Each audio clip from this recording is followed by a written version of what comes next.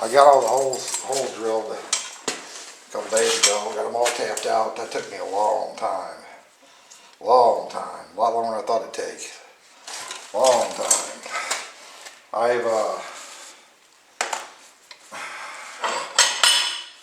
drilled these plates out in the milling machine, and these are going to be bolted on underneath.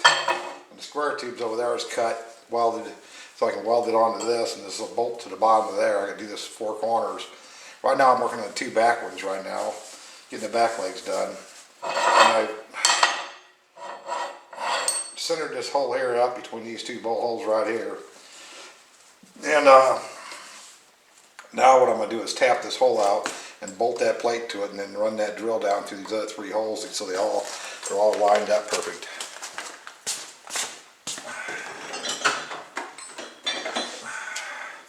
In case I didn't show you tapping the hole.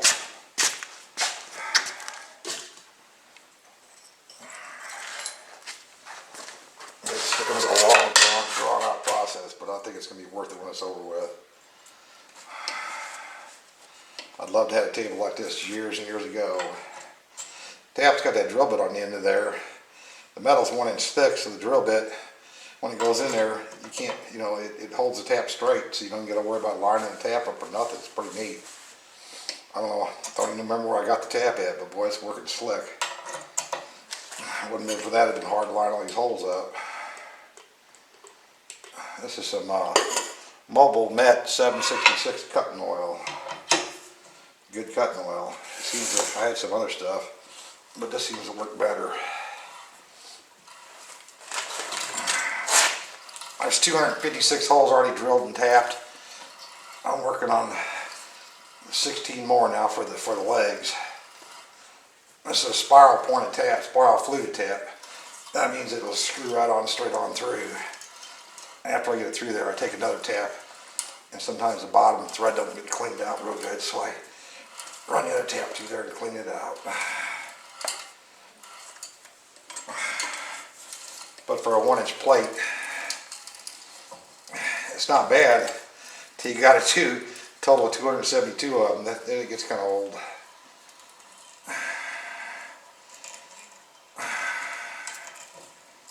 That gets kind of old. Now that one's done. Okay. Clean that off a little bit. Put that back over here. I got a 1 inch bottoming tap here. That's got real sharp threads on it. It's like a brand new tap. I just like running it through there, clean the holes out. If the other one left any chips or something, I said just run this in here all the way through the whole hole, let it drop out the bottom so I know it's all been nice and cleaned out. That last little thread didn't get quite cleaned up. So I just run this like this.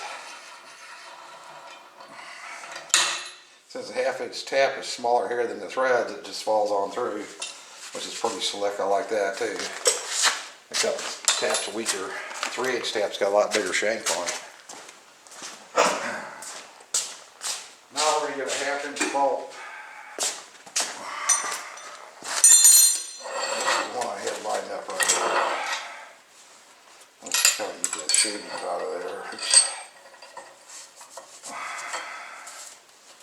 They're out of there. Well, I'm going to get a bolt with a shoulder on it so it would line the hole up better.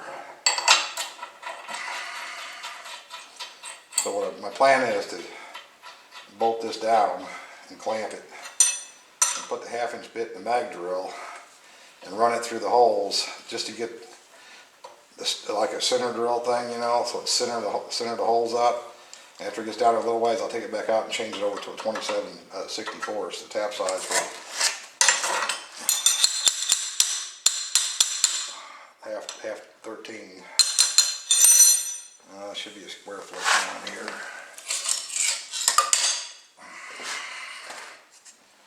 What we got here once. 1 inch. Well, it's really close. Looks good.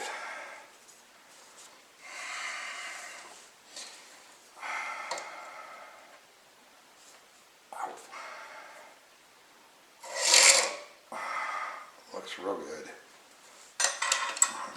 so we'll keep it to stay in place and tighten it up. Okay, now just to be on the safe side, I'm going to put a clamp on it too. But it's got 2 points of contact, so it won't move on me. Okay, we're ready to drill 3 more holes now. Then I get to tap them too, alright. So we got to get the mag drill back over here, get ready to tap stuff. Send it over there. And get the countersinking bit off the way. Come here, Mr. Mag Drill.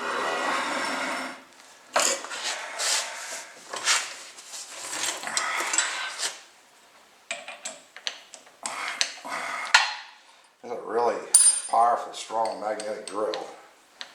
This thing, I'm impressed with this motor in this thing. Got a Skill Super Duty all ball bearing motor. It's got some gusto to it now.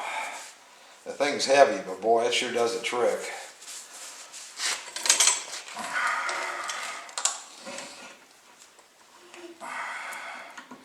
You get it lined up like that right there, and you turn your magnet on.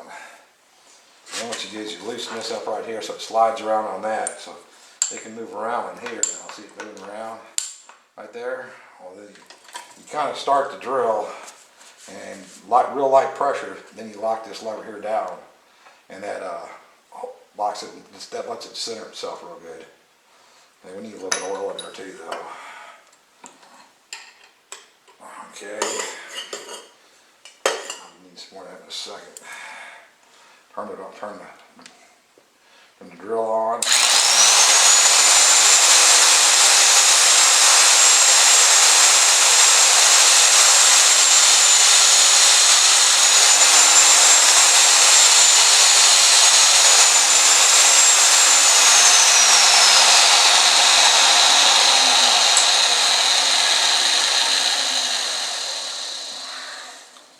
Alright, that put the cone, the taper for this other bit now. So now I can run this drill here. Oh, that's not even a double ground bit. And this mag drill still got plenty of power to shove it right through there.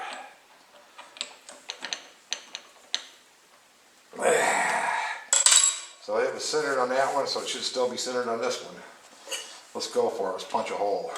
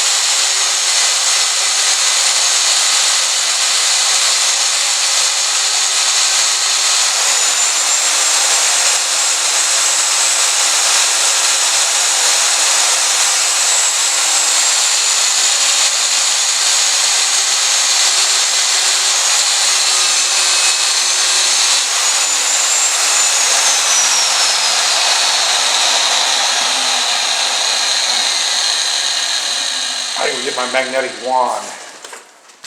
Okay. Let's turn that magnet off. Let go of those chips.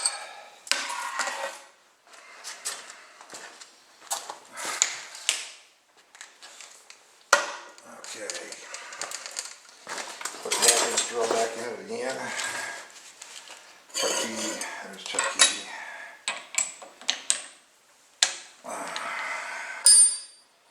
Sit on the next one.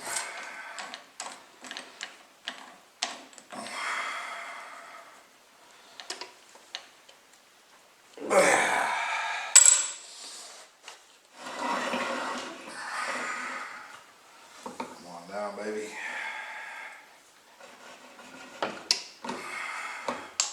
Lock the magnet on, loosen the clamp.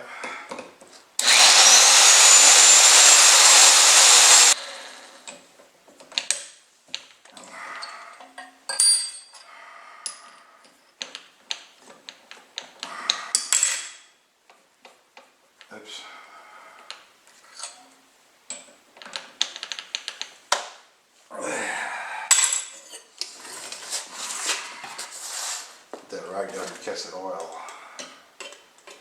Roll it up.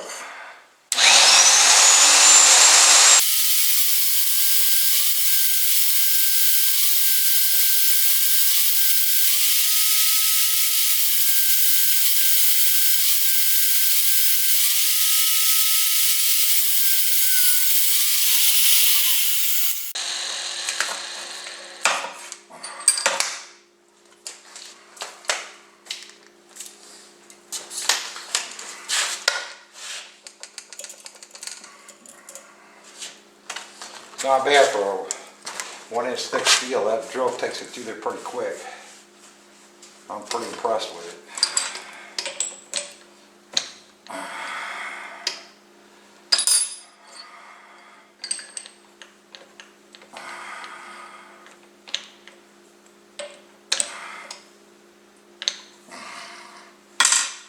Okay, we're going to go right here, drill this last one right here now. Magnets off. Keys out of the way, spin it around this side here.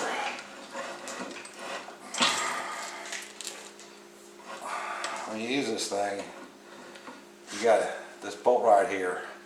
You got to make that where it touches the piece of metal. So that kind of gives it something to rock against, so that makes the magnet way stronger, because now the magnet's got to pull straight up instead of just rocking over. So that's why, I don't know how much this thing would hold, but I bet it picked up this plate. That magnet's for no more amperage than it would draw. It's strong. Okay, that's on right now. The drill bit's in the hole.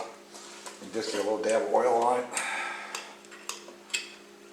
Unlock the clamp again. Let her float for just a second.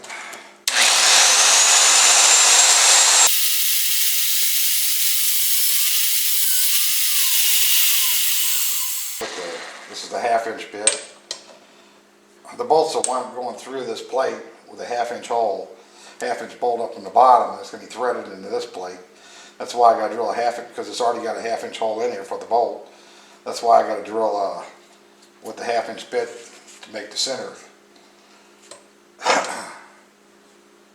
Oh, it's junky.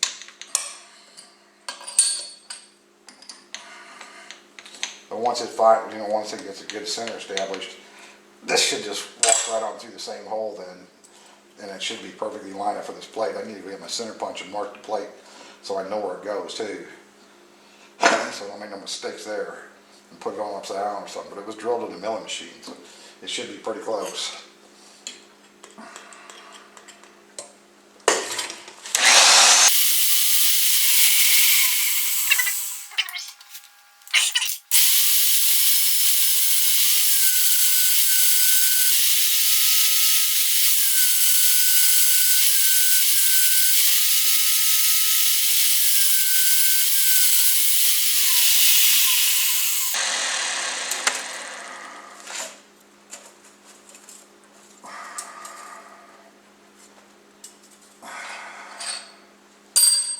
Okay, they're all drilled. Turn the magnet off. Slide the drill out of the way. Get my center punch out. I can pick the shavings up first. Get my center punch out and mark this thing.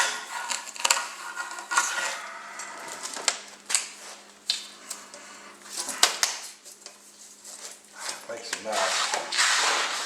Pour oil all over the place.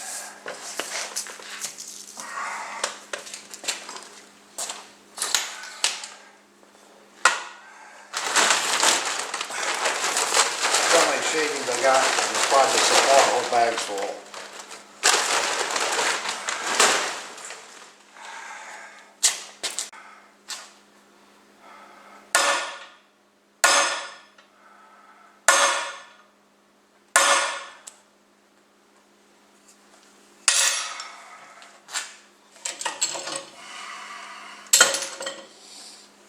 And I need a 3/4 inch.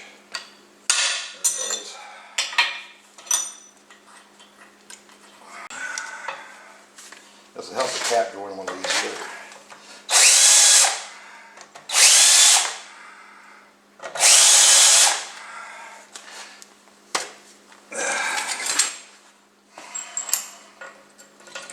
Should anyway.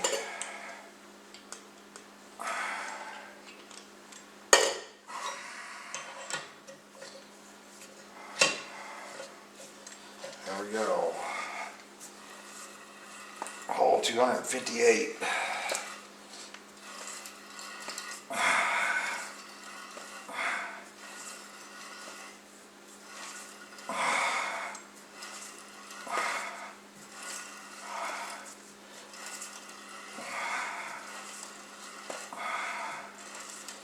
My arms are scratched up here from them shavings. You want to, when I swing the thing around like right there, it scratches my arm up there.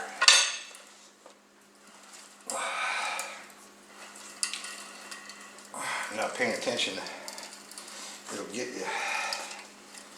I said this is a spiral flute tap, so all the shavings come right out the top side, which makes it, you know, the flutes don't get clogged up. That's why you can just keep going straight on down through there, which is really nice. It's actually designed to be run in a machine to tap blind holes with no bottom in them, you know, where they're clogged off. That's what it's really made for. But it's working fantastic, putting the drill bit on there, lining that drill bit up for me, lining that tap up for me. That worked out really slick.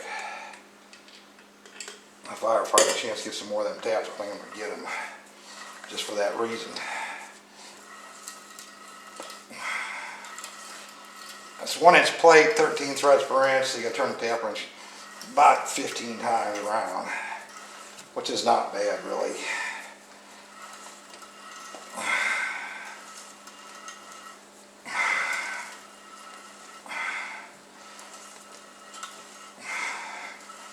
At least these 4 and 4 aren't bad. 4 for this side, 4 for the other side. That was a nightmare. I think I'll ever get that done.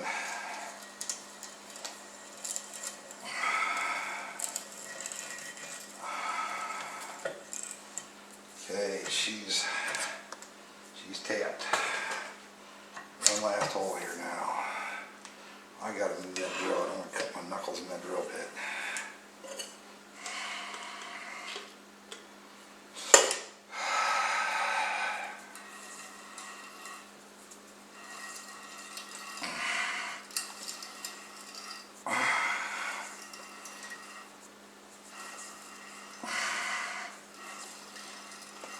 After I get these drilled out, it'll be time to weld the plate to the 3-inch square tubing.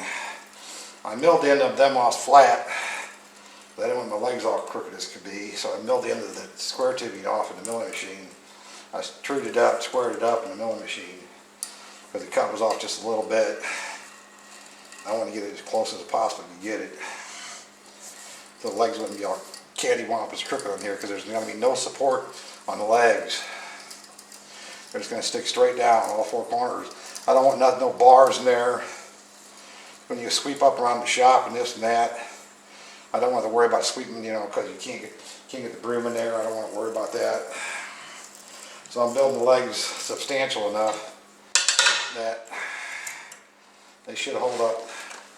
That's 3-inch square tubing, quarter wall, which is pretty tough stuff for only being 30 some odd inches long, 32 inches long. That should be plenty. Oh good. Thought I might have drilled a hole through my sawhorse. I didn't. Got busy and forgot about it.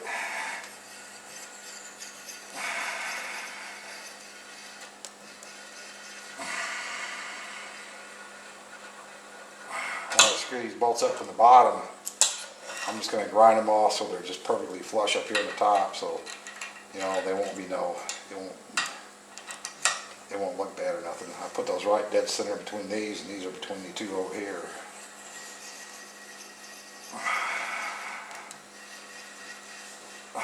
This thing, Tom Lipton Ox Tools made a mini pallet. I guess that's what gave me kind of the idea for this thing years ago. I run across this piece of metal over a industrial machinery dealer, and they had some big angle irons, big heavy thick angle irons welded to the bottom of them. I cut them off and you know, ground them off of there. And this is what I plan on making this thing with a welding table. And I'm hoping it's gonna turn out good. I already tried doing it or using it already, and it's slick. I talked to a friend of mine, he's a machinist, and he tells me, he says they charge $5 a hole to drill and tap a hole. If that's the case, this thing's worth over just this plate's worth over $1,000. There's 250 holes would be what, $1,250 just for the plate alone, not counting the metal, or the $60 worth of set screws in the thing. So I guess that's why you don't see one of these just floating around anywhere.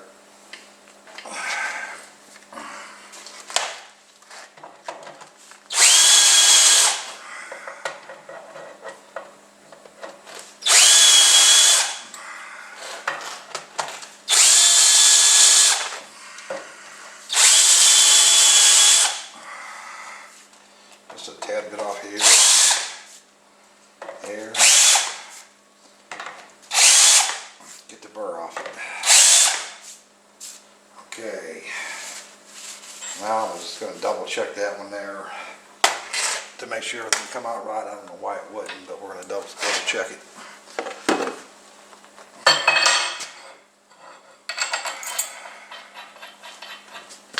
That one's in there. That one goes in good. That one goes in good. That one goes in good. And there ain't no slop. I mean, that one got some stuff in the hole.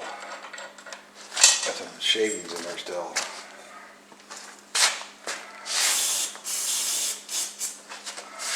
Because of the bulk that has on it. There it goes.